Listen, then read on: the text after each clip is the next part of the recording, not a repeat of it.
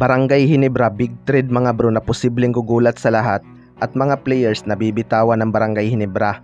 Yan mga bro, pagkatapos mong ilike ang ating video, mag-subscribe na rin kung bago ka pa lang sa ating channel at i-click ang notification bell para lagi kang updated sa ating mga sports balita.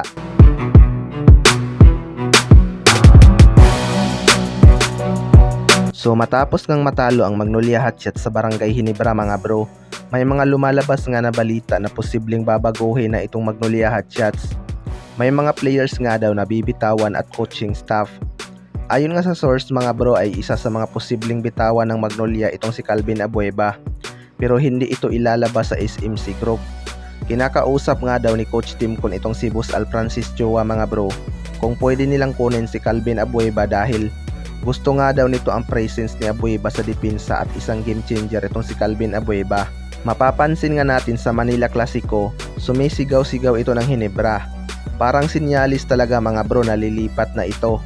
Pero hindi nga sila pwedeng mag-direct trade kaya kailangan nila ng conduit team, which is ang Northport Batangpier. Sabay nga daw kunin ng Barangay Ginebra itong si Calvin Abueva at Arvin Tolentino. Mapupunta naman sa Magnolia Hatchet si Kid Flores at Bunpi Sumal, habang sa Northport naman si Sydney Onoberi, Jeric Ahanmisi at Jason David. Pero rumors pa lang naman ito mga bro, pwedeng mangyari, pwede ring hindi.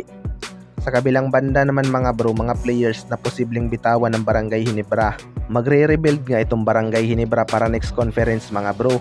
Alam naman natin na nag-iiba ang laro ng mga team kapag may import na at mas lumalakas sila. Patunay nga ay itong Philippine Cup. Maraming ang lumalakas na independent team, paano pa kaya kapag malakas na import at high IQ ang kanilang makukuha? Isa nga sa mga posible nilang bitawan ay itong si Bunpi Sumal. Matagal na nga ito nakuha ng Barangay Ginebra pero wala talagang improvement ang kanyang shooting mga bro. Nawawalan na nga ito ng kumpiyansa sa kanyang sarili kaya hindi ito gaanong nabibigyan ng playing time. Sunod naman mga bro ay itong si Sydney Onoberi.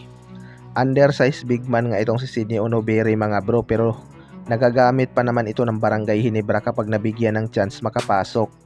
Game changer din ito minsan mga bro dahil gusto niya ngang suklian ng quality minutes itong si Coach Tim Con. Ang concern lang talaga sa kanya mga bro ay foul trouble. Lagi nga itong napapoul trouble na nagre-resulta ng free throw sa kalaban. Pero sayang talaga ang talent itong si Sydney Onoberi mga bro. Napunta lang talaga ito sa loaded na team na Barangay Ginebra, kaya nagiging limited lang ang kanyang minuto.